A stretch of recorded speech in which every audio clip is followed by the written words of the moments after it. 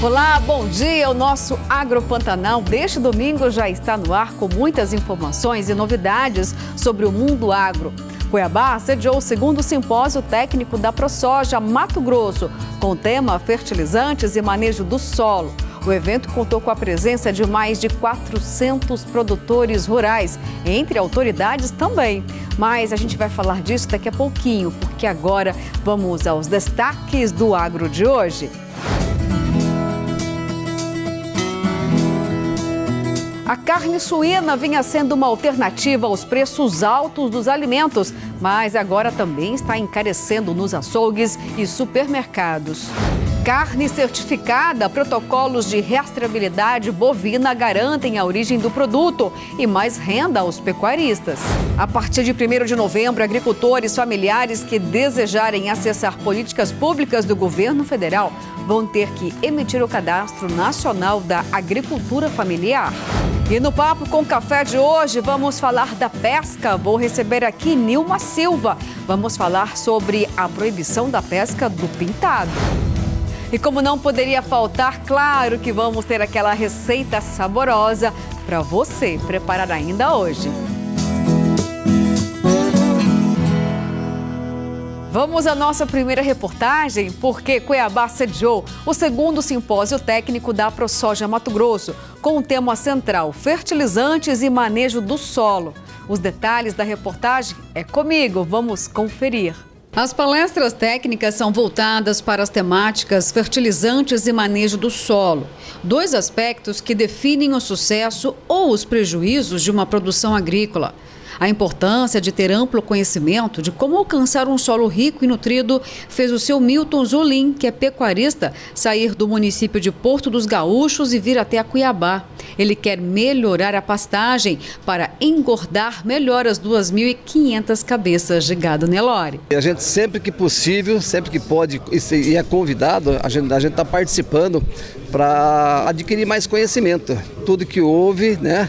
Tudo que é passado aqui, a gente sempre aproveita alguma coisa. Sojicultor do município de Cláudia, o Rodrigo tem 6.800 hectares e sabe que um solo pobre de nutrientes é desastroso para a produção. A planta não desenvolve. Por isso, na propriedade, são realizadas análises de solo para verificar os nutrientes que precisam de reposição. Com informação que a ProSoja fornece para a gente, com pesquisa, com o produtor buscando essas informações também, né? A gente consegue essas informações necessárias, né? E consegue aumentar e ter uma produtividade boa. E se depender da ProSoja, nenhum produtor vai ter prejuízo na produção por falta de conhecimento. O simpósio técnico aborda tanto sobre fertilizantes como o manejo do solo. O coordenador de defesa agrícola da entidade explica que um solo deficiente traz muitos prejuízos. Quando a gente veio para o Mato Grosso na década de 80 e 81, meus parentes daqui falaram, só tragam milho para tratar os animais porque aqui não produz milho. Porque o milho é uma cultura mais exigente ainda em fertilidade do solo, tem que fazer esse trabalho de acidez, retirar a acidez do solo, que é o alumínio, mais do que a soja, né? Então aí já era um limitante na época quando se vinha para cá no Mato Grosso na década de 80. Então esse objetivo nosso aqui, mostrar os caminhos para o produtor do que será feito, né? A boa notícia é que o conhecimento técnico bem aplicado traz alta produtividade, pois a evolução de tecnologias é uma realidade constante e sempre tem novas descobertas e experimentos, como, por exemplo, a redução do emprego de fertilizantes. Já foi até uma necessidade comercial diante da escassez do produto com o conflito bélico da Rússia e Ucrânia. Então, com essa crise fertilizante, o produtor vai sair mais fortalecido da crise. Vai saber usar racionalmente fertilizante e algum micronutriente ou macronutrientes que ele não dava tão atenção, ele vai começar a enxergar e investir mais nesses micro e macros que vão aumentar a produtividade dele. Então, a ProSoja está trazendo o que há de mais moderno, mais atual, o que há de tecnologia para o seu associado e os técnicos que também aqui estão e agrônomos para levar ao campo que o produtor saia fortalecido da crise. Com novos conhecimentos, o produtor rural sai assim, cheio de novas ideias e ainda mais seguro. Está saindo com alguma resposta nova, alguma nova alternativa? Sim, dá assim, mais ou menos um conhecimento meio geral, assim, uma noção para a gente sempre aplicar na propriedade. O Ministério da Agricultura faz um alerta para diminuir a ocorrência de raiva em herbívoros. Por isso, orienta os produtores rurais a vacinarem o rebanho e também a fazer o controle principal do transmissor da doença, o morcego. Vamos conferir então juntos na reportagem da TV Brasil. A raiva dos herbívoros ocorre em bovinos, equinos, ovinos e caprinos. É uma doença que não tem cura, causada por um vírus que afeta o sistema nervoso do animal e que leva à morte. Além da vacina, é preciso controlar o agente transmissor. O principal é o morcego vampiro, que se alimenta do sangue de bois, cabras, ovelhas e cavalos. O controle da população do morcego é uma das formas de evitar a contaminação dos rebanhos. Como o morcego ele gosta muito de voltar no mesmo animal, esse animal fica constantemente, você vê o rastro de sangue desse morcego. Então o produtor que observou a espoliação nesses animais, contactar a Secretaria de Agricultura, que a gente consegue ir na propriedade para poder verificar os fatores, onde que esse animal, onde que esse morcego está ficando, tentar fazer alguma atividade de captura e orientar o produtor o que fazer. O Ministério da Agricultura elaborou na internet um material de divulgação para padronizar as ações para o controle da doença. No ano passado, foram registrados 660 casos de raiva em ruminantes. Algumas características identificam o animal doente, que se isola do rebanho e ainda tem dificuldade para andar ou ficar em pé. Aqui no Distrito Federal, o rebanho está com a vacinação da raiva em dia. Como surgiu um caso de raiva humana, até mesmo os animais capturados em vias públicas estão sendo imunizados. Precisa de um reforço 30 dias após a primeira dose e depois a gente realiza o reforço anualmente. E a dose é 2 ml, administrada por via subcutânea ou intramuscular. Nosso Agro Pantanal vai para o primeiro intervalo, mas não sai daí porque eu trago muito mais.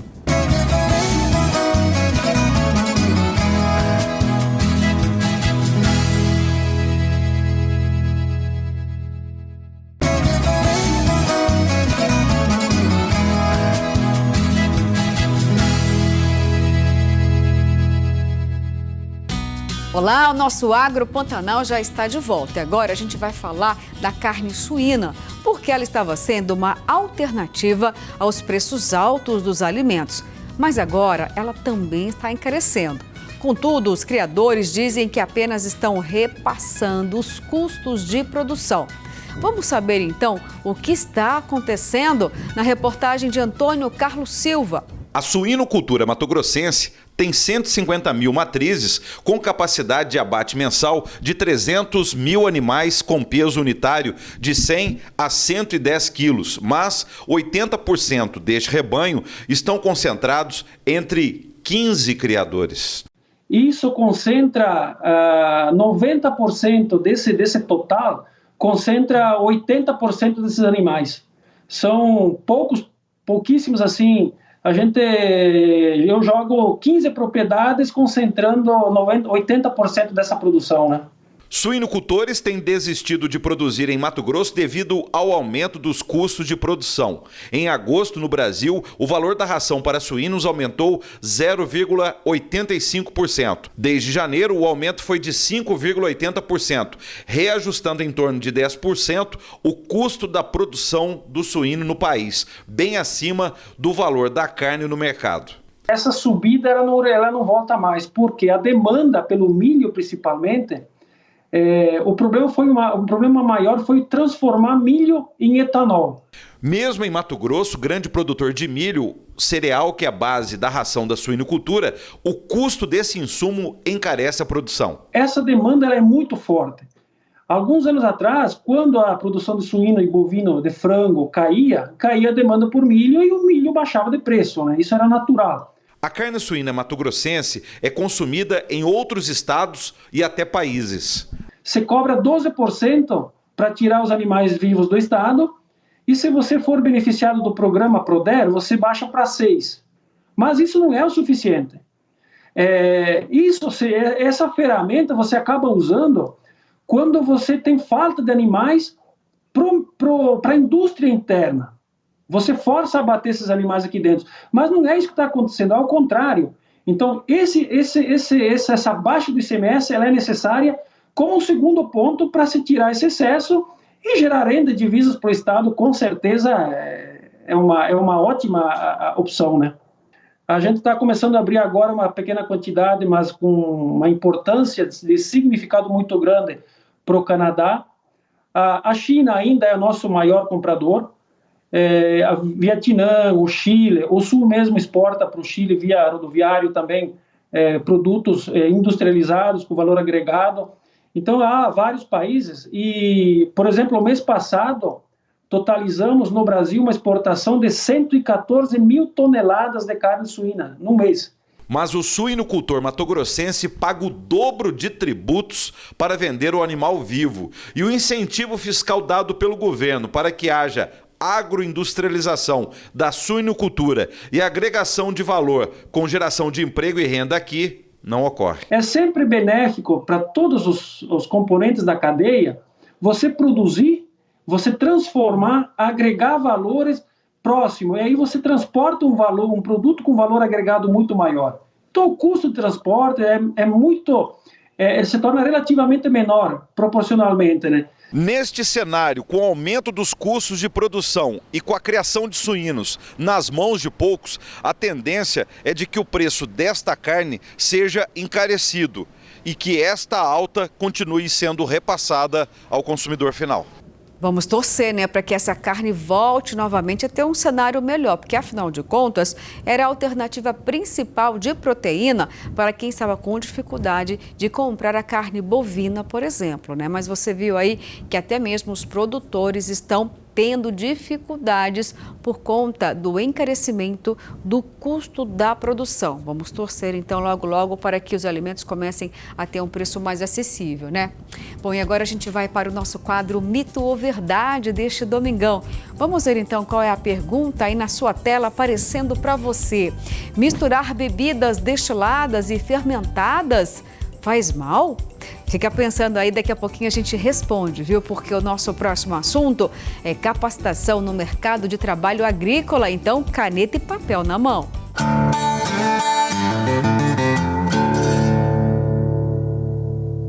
O Sistema FAMAT e os sindicatos rurais oferecem os seguintes cursos. Alta Floresta tem manejo e conservação do solo. Começa dia 3 de outubro e vai até o dia 7. Informações pelo 66-3521-2321. O e-mail é o sindealtafloresta@sistemafamato.org.br. Em Tangará da Serra tem confinamento e semiconfinamento de bovinos. Começa dia 3 de outubro e vai até o dia 7. Informações pelo 65-3325-0142. O e-mail é o sindetangará@sistemafamato.org.br. Em Alto da Boa Vista tem avicultura de postura. Começa dia 3 de outubro e vai até o dia 7. Informações pelo 66-3522-2029. O e-mail é o sindsfaraguaia@famato.org.br. Em Arenápolis tem cultivo da banana. Começa dia 13 e vai até o dia 7. Informações pelo 65-3343-1250. O e-mail é o sindiarenapolis@sistemafamato.org.br. Em Sorriso, tem Filhos no Campo. Começa dia 10 de outubro e vai até o dia 10, ou seja, dia único. Informações pelo 66-3544-4723. O e-mail é o sindisorriso@famato.org.br. E agora nós vamos para mais um intervalinho, mas daqui a pouquinho eu já estou de volta. Não sai daí, tem muitos assuntos interessantes para você que é homem ou mulher do campo.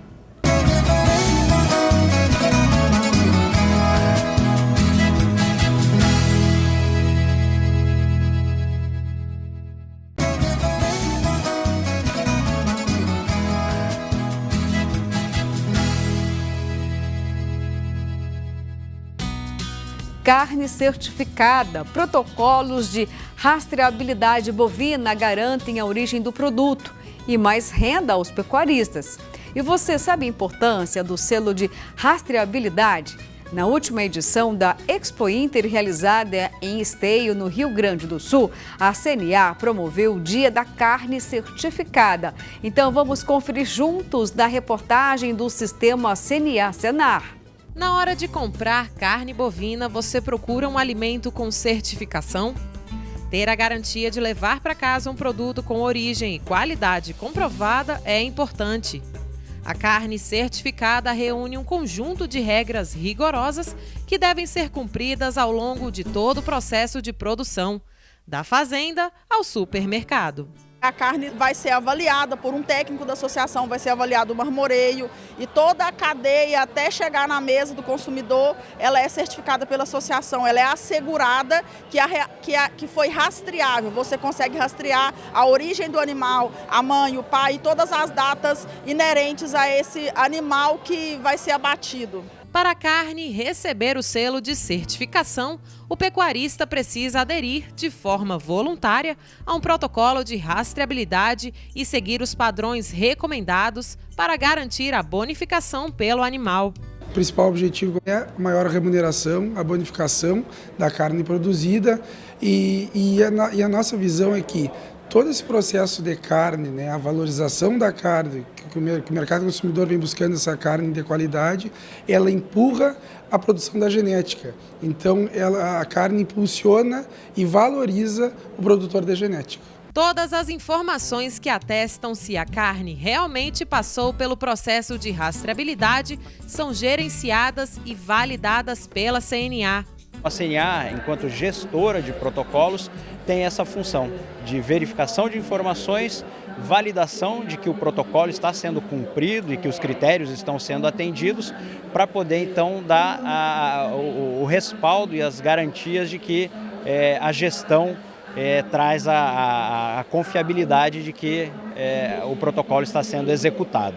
E para garantir o cumprimento dos requisitos dos protocolos de rastreabilidade, a CNA criou o Agri3, um sistema que permite a certificação da cadeia produtiva da carne de 14 protocolos. Eles incluem associações de criadores de raças bovinas, sistemas de produção integrados, orgânico e a pasto, e também de vacas com genética A2A2. Já são mais de 15 mil produtores cadastrados na plataforma, 100 frigoríficos credenciados e 2 milhões de carcaças certificadas desde 2015. Quem faz o diferencial, quem realmente faz o produto diferente é o nosso produtor. E a obrigação do frigorífico é não estragar. E a certificação vem para selar e dar aquela garantia, aquele selo de qualidade, garantia que o produto realmente é. A pecuarista Fernanda Costa Beber, da Fazenda Pulquéria, em São Cepé, no Rio Grande do Sul, é pioneira do programa Carne Angus Certificada. Para ela, a adesão ao protocolo de rastreabilidade traz benefício para todos. Melhora todos os elos da cadeia, né? Faz a gente ser mais competitivo, a comprar um animal melhor para produzir uma carne melhor e vender para o frigorífico que vai me pagar mais e o frigorífico vender essa carne por um preço valorizado para o consumidor que vai querer pagar mais porque é um produto superior. Então todos os elos, desde o consumidor até o produtor de terneiros, todo mundo ganha. Caio representa a empresa PEC BR, uma parceira do Agri3 e da CNA, que trabalha com classificação e certificação de carne produzida com animais a pasto. O produtor que estiver aderido ao carne a pasto e abater seus animais vão ter vantagens nos abates nos frigoríficos credenciados, né, como premiação, né, a melhor valorização das suas carcaças e o acompanhamento exclusivo da nossa empresa como certificadora, né? Então, realmente ele agrega no valor da carcaça e vai ter informações importantíssimas ali de como que ele pode melhorar a produtividade dele e a eficiência dele no frigorífico. Para o consumidor, todo esse processo vale a pena por um motivo. O sabor da carne é bem interessante. E o que eu observei é que ela é uma carne macia, tem que valorizar, porque o que é bom tem que valer. Essa é a minha opinião. A fruta é um dos alimentos que não pode faltar na alimentação diária de crianças e adultos, porque fornece grande quantidade de vitaminas, minerais e também nutrientes que beneficiam a saúde. Vamos saber mais então agora sobre a importância de ter a fruta sempre na alimentação? Com o calorão dessa época do ano causado pela estiagem em Mato Grosso e com a baixa umidade do ar, as frutas podem ser uma grande fonte de energia e hidratação. Elas, na verdade, deixam o nosso organismo mais friozinho por dentro. A própria melancia, na verdade, geladinha. É uma coisa que a gente não falou ainda da água de coco, que também é importantíssima para a hidratação. Então, se eu tiver os coqueiros em casa, muito melhor, né? Então, a hidratação, ela vem tanto pela água, quanto pelo uso de chá e como o uso de sucos, né? E para a gente que é muito quente, o suco é fantástico. E que tal escolher as frutas da estação, na qual os preços são mais atrativos e que garantem ainda nas bancas aquelas variedades de cores e sabores? O caju e a manga, por exemplo, são de época e são aqui da nossa terra. São maravilhosos, né? E a gente conta nos quintais, a maioria das casas antigas tem. A gente tem que abusar das frutas, então o caju rico em vitamina C, rico em fibra, bom para o funcionamento do intestino também. A manga também rica em fibra, rica em minerais, em magnésio, em potássio. Então, assim, o nosso corpo tem a necessidade desses micronutrientes. Então, é importantíssimo que a gente coma fruta todos os dias. Quando o assunto é hidratação, a melancia pode ser uma fruta perfeita. Não tem aquele amarelinho, não. É branquinho, bem... Tem a casca, tem uma substância branquinha e tem o vermelho da melancia. Lá naquele branquinho é rico com uma substância que nos dá energia, melhora muito toda a parte sexual, então, né, vamos prestar atenção. Faz o suco da melancia raspando aquela parte branca e colocando junto. É muito boa, além do licopeno, na verdade, que ajuda muito o nosso organismo. Então, a melancia tem muita água, 90% da melancia é água. Então, para a hidratação nessa época do calor, é excelente. O abacaxi também é uma fruta que agrada muita gente e que traz inúmeros benefícios para a saúde. O abacaxi tem uma substância que é uma enzima digestiva. Então, por exemplo, eu comi um churrasco, um monte de carne vermelha, pesada, então estou sentindo pesado, se eu comer 2 fatias de abacaxi depois, melhora muito minha digestão.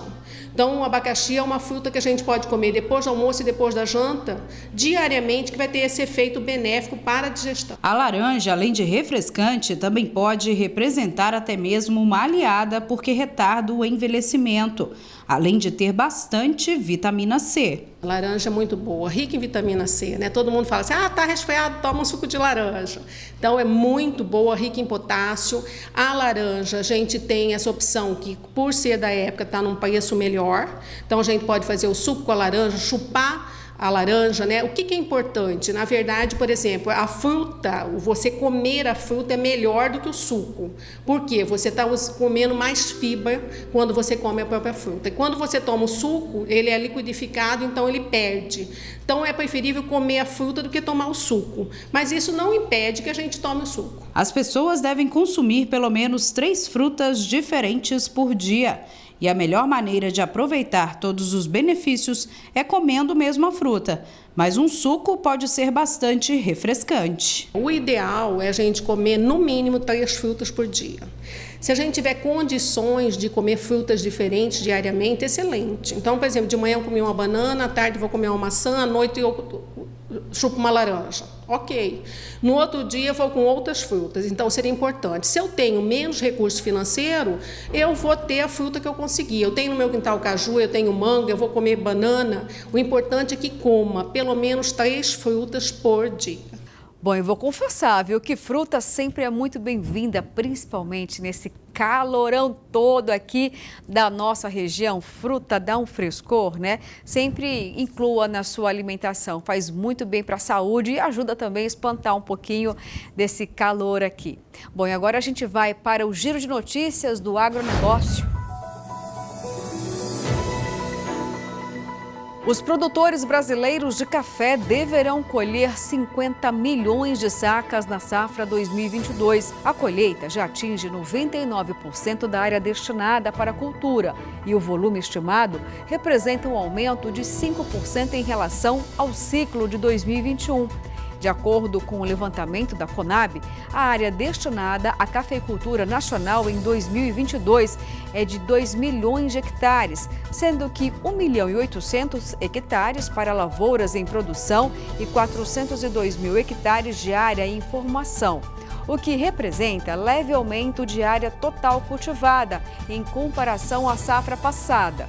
A produtividade média nacional de café também deve crescer e é projetada em 27 sacas por hectare, quase 4% maior em relação ao ano anterior.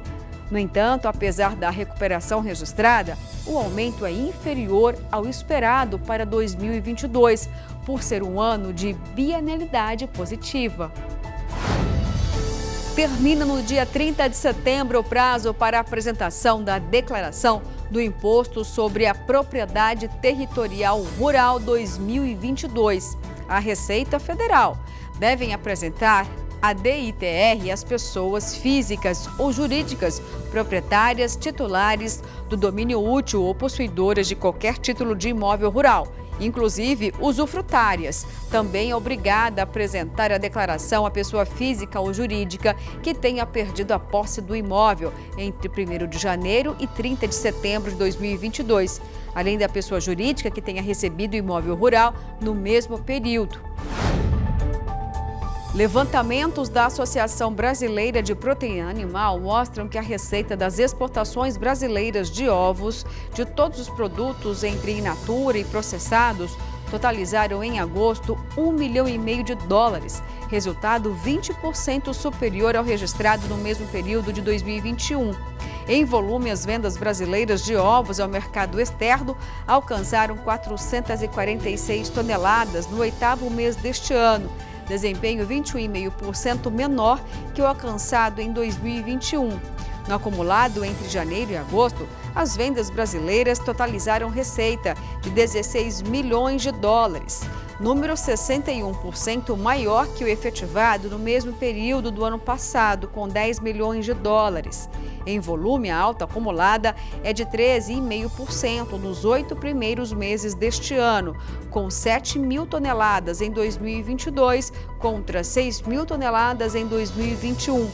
Os Emirados Árabes Unidos seguem como principais destinos das exportações brasileiras de ovos, importando 4 mil toneladas entre janeiro e agosto, volume 2% superior ao efetivado em 2021. Em segundo lugar, o Japão foi o destino de 728 toneladas no mesmo período, número 40% maior que o volume embarcado em 2021, com 517 toneladas.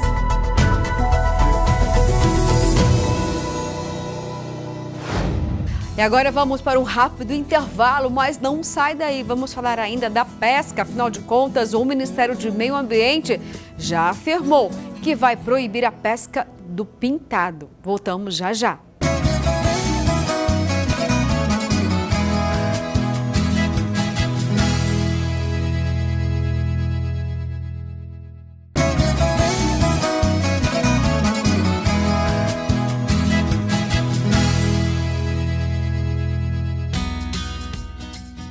A partir de 1º de novembro, agricultores familiares que desejarem acessar políticas públicas do governo federal vão ter que emitir o Cadastro Nacional da Agricultura Familiar. Ele vai substituir a declaração de aptidão ao PRONAF. Aqueles que estão com as inscrições em dia vão ter a documentação atualizada para o novo sistema de forma automática, quando a validade do cadastro anterior se encerrar. Vamos então ver todas as regras agora. Para começar os trabalhos, o Emerson tem que se preparar. Equipamentos de proteção como a roupa branca e larga, máscara, botas e luvas são indispensáveis. A apicultura é a atividade de criar abelhas e explorar a produção com o intuito de usufruir renda. Há mais de 10 anos, Emerson e sua família se dedicam à apicultura nesta propriedade na cidade de Formosa e o negócio vem crescendo. Ser apicultor é a mesma atividade rural de ser agricultor, né? É uma atividade que engloba a agricultura familiar, no caso. De acordo com o último censo agropecuário de 2017, cerca de 77% dos estabelecimentos rurais no país são de agricultura familiar. Desde 2006, produtores como Emerson foram reconhecidos por lei no Brasil e têm um documento de identificação, a Declaração de Aptidão ao PRONAF, ADAP. Também são beneficiários da ADAP, pescadores artesanais, extrativistas e quilombolas, por exemplo. A declaração funciona como uma identidade e é uma espécie de porta de entrada do pequeno agricultor às políticas públicas de incentivo à produção e geração de renda. E para melhorar esse sistema de registro, neste ano o Ministério da Agricultura, Pecuária e Abastecimento está implementando o Cadastro Nacional da Agricultura Familiar, o CAF. Através dos cursos que estão sendo disponibilizados gratuitamente, todo mundo está sendo bem treinado para recepcionar os agricultores familiares. Essa nova ferramenta trará mais transparência e segurança jurídica, pois permitirá o cruzamento de dados com outras bases de dados do governo federal. E agora nós vamos para um assunto muito sério. Vamos falar da pesca aqui em Mato Grosso. Tem duas proibições, uma boa e outra ruim. A boa é que não pode ter PCH aqui no Rio Cuiabá. E a outra notícia preocupante para o setor da pesca é a proibição do pintado, uma demanda do Ministério do Meio Ambiente. Todos esses assuntos agora no nosso quadro Papo com Café.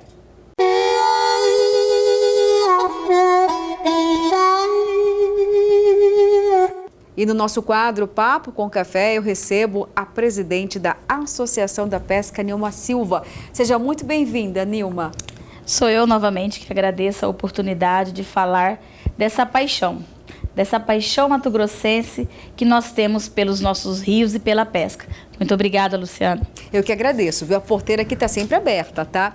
Mas vamos começar a falar sobre uma notícia muito boa, né? Algo que realmente foi uma vitória de todos nós, né? Dos cuiabanos, dos mato-grossenses, do setor da pesca e de todos aqueles que amam o Rio Cuiabá. Que a Assembleia Legislativa, com muita pressão dos pescadores, da Nilma aqui levantando a bandeira lá em nome do Rio Cuiabá. Enfim, Nilma, foi de fato uma vitória muito grande proibir as PCHs de se instalarem no Rio Cuiabá? Sem dúvida. É um projeto que era um projeto nascido na Assembleia 957. Esse projeto de autoria de um deputado que teve sensibilidade a respeito do Rio Cuiabá, que carrega uma carga emocional gigantesca. Então, esse projeto nasceu no período da cota zero. Eu estive aqui outrora e disse que a cota zero era um tripé. E o que estava por trás do tripé, além da retirada dos pescadores, era também fomentar os peixes de tanque e a construção de usinas. E foi a nossa salvação. Nós trabalhamos 4 anos esse projeto dentro da Assembleia. Ele passou de primeira, de segunda, tivemos 12 votos de 24 deputados e 2 abstenções, o resto tudo ausência.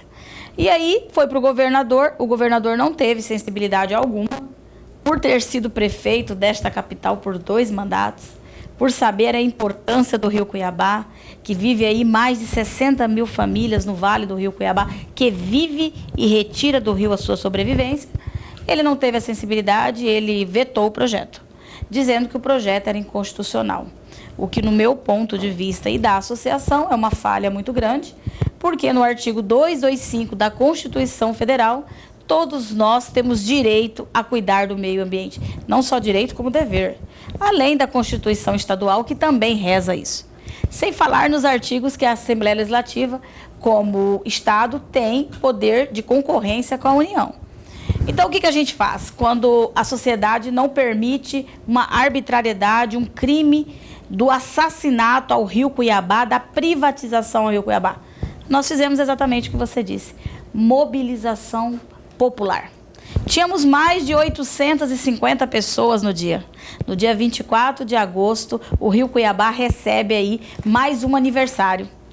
Porque foi neste dia que o Cuiabá ficou livre de usinas. Eram 6 PCHs em 190 quilômetros para produzir uma mesquinharia de energia, sendo que nós estamos aí no século XXI, precisamos de energia limpa, que é energia solar, que não desabriga ribeirinho, que não tira o direito do ribeirinho comer, que não tira o seu direito de levar seu filho para as gerações futuras conhecer o Rio Cuiabá, que carrega aí, como eu disse, uma carga emocional fantástica. Ainda nessa linha da proibição das PCHs, Nilma, não basta não ter a instalação para falar que o Rio Cuiabá está salvo, está recuperado, né? É preciso, nesse momento, que os nossos parlamentares, por exemplo, tragam novos projetos para realmente trazer uma revitalização desse importante recurso hídrico. De que forma a gente pode cobrar o setor da pesca, por exemplo? O que pode ser feito para melhorar a produção de peixes no Rio Cuiabá, para dar vida novamente, de verdade, ao rio, tirando o esgoto, por exemplo? Você falou uma coisa muito relevante. Eu quero dizer que há um deputado muito sensível que luta pelo segmento da pesca.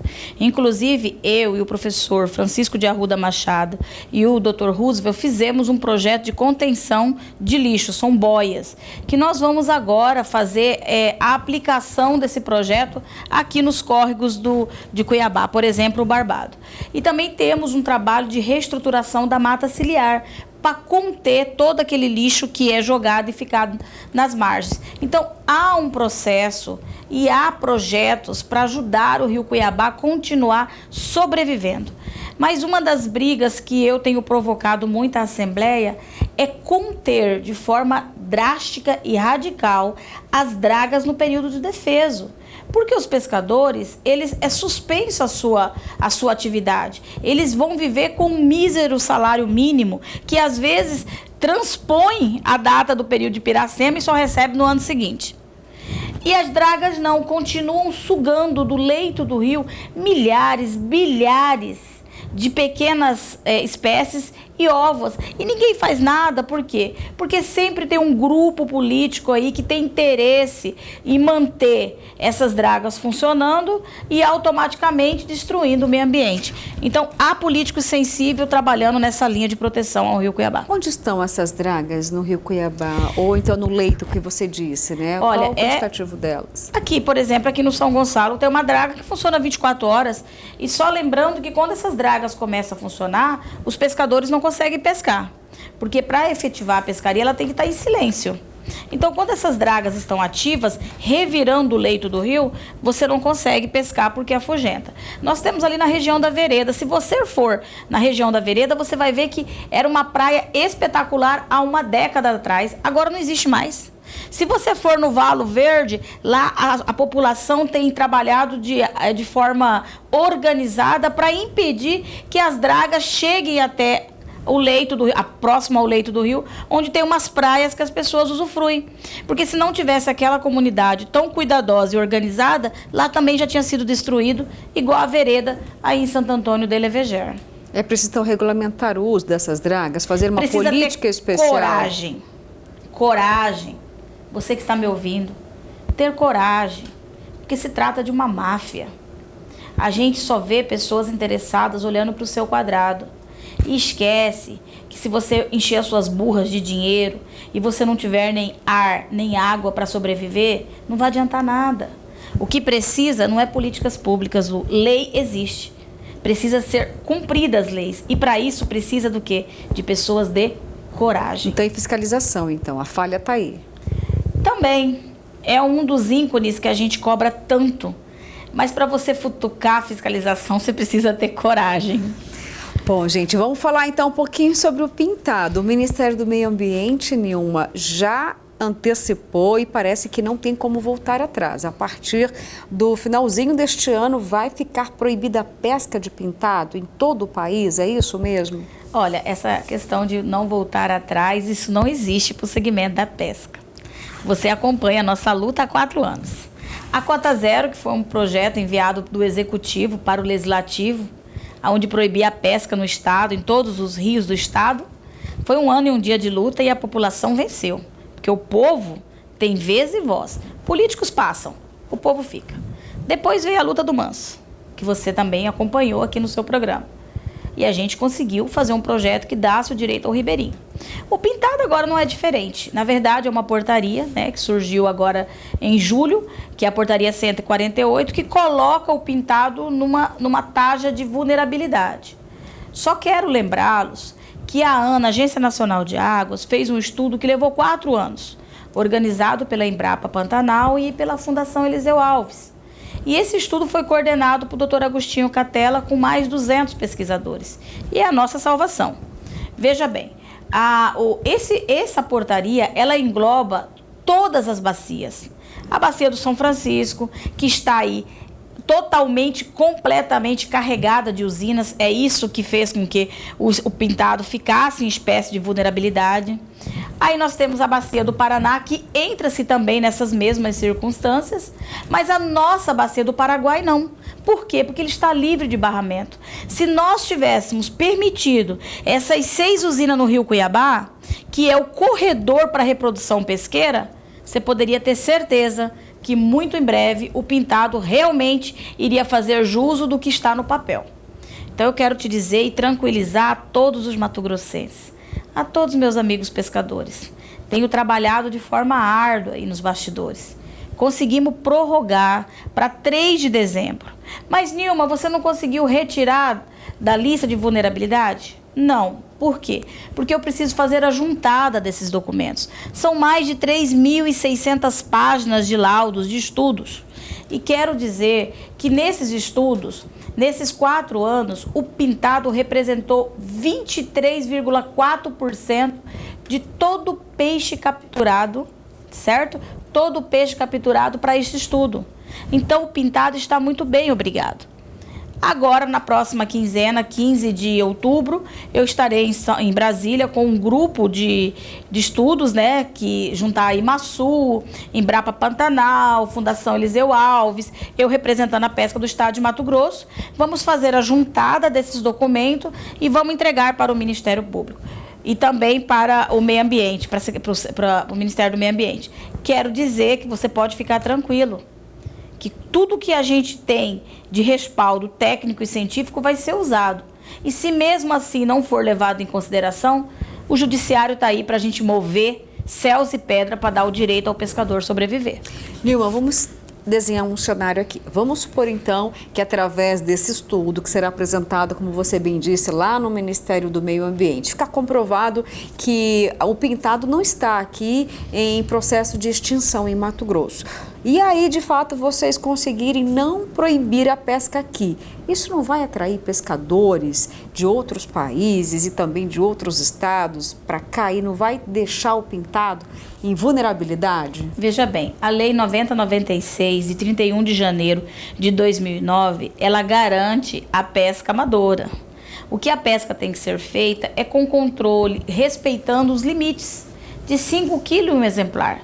Não são as pescarias normais, Lu, que acaba com o recurso pesqueiro. Pelo contrário, gera emprego e renda. Para você ter uma ideia, a pesca difusa, que é aquela pesca que o pescador vai pescar em torno da sua casa, que não dorme em pousada, que não dorme em hotéis, que volta para pernoitar em casa, ela arrecadou mais de 1,170 bilhão. Então, assim, se nós tivermos pescadores de outras regiões, de outros estados, que venham pescar no Mato Grosso, respeitando as leis, a Lei 9096, que garante a seguridade do recurso pesqueiro, eu não vejo problema, pelo contrário, eu vejo aí geração de emprego e renda e quem sabe aí a gente vai bater os 2 bilhões. O que nós temos que fazer é evitar dragas no período defeso, a não construção de usinas de maneira nenhuma, porque nós somos exportador de energia, 67% de exportação de energia, precisamos fazer o tratamento do esgoto, que são 40 toneladas diárias jogadas no Rio Cuiabá, precisamos fazer uma reestruturação da mata ciliar e precisamos fazer uma coleta de lixo justa, certa e correta para que não seja despejado no Baixo Pantanal. É isso que a gente precisa. E quais seriam os prejuízos se caso o Ministério não aceitasse a defesa de vocês e proibisse a pesca do Pintado aqui? O prejuízo é devastador, porque o Pintado é uma das espécies, né, que tem o maior poder aquisitivo. Inclusive, depois dessa briga, nós vamos brigar para que mude o período de defeso. Porque quando chega em fevereiro, 20% do pescado ainda não reproduziu. Eles estão em fase de reprodução. E se a gente permitisse que mudasse o defeso para 1º de março, o Pintado, que é uma espécie que tem um poder aquisitivo maior, nós teríamos mais pintados no rio porque eles estariam desovando. Mas isso é um assunto para depois, para a gente discutir. E assim, como você disse, qual seria o prejuízo? O prejuízo seria devastador. Mas eu quero tranquilizar novamente todos que estão nos assistindo. Nós temos estudos concretos e recentes, estudiosos de peso e de renome no país. E quero te falar que o CMBio, que é o organizador desses estudos, que colocou o pintado na lista de vulnerabilidade, já nos deu um parecer, um pré-parecer, aonde eles reconhecem que a nossa bacia está livre. Então, muito em breve nós vamos solucionar esse problema. Eu quero que vocês se tranquilizem. Pesque até dia 3 de outubro, que é o seu direito líquido e certo, porque o rio é do povo e o peixe é um bem plural. Nilma, muito obrigada aqui pela sua entrevista esclarecedora, viu?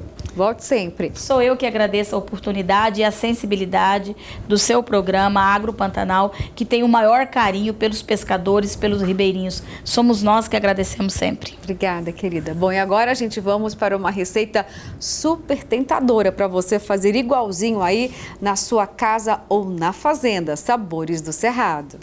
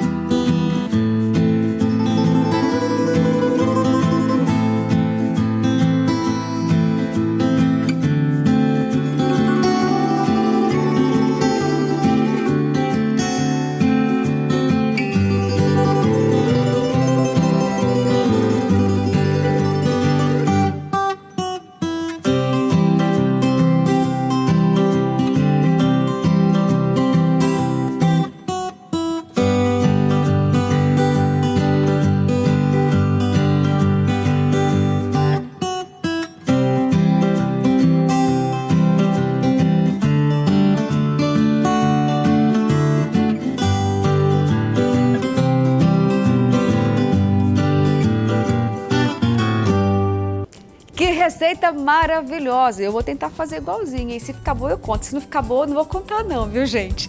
Não, mas olha, aproveite e faça aí na sua casa. E agora a gente vai para a resposta do quadro Mito ou Verdade deste domingão. Chegando aí na sua tela, vamos lembrar qual era a pergunta? Misturar bebidas destiladas e fermentadas faz mal? É mito, é isso mesmo. O que faz mal é o álcool, primordialmente, mas os outros componentes da bebida, como xaropes e sabores artificiais, podem piorar e potencializar o seu efeito. Então, muita atenção aí com os drinks, viu? E assim termina o nosso Agro Pantanal deste domingo. Obrigada por estar comigo mais uma vez. E com a graça de Deus, domingo que vem tem muito mais, hein? Tchau!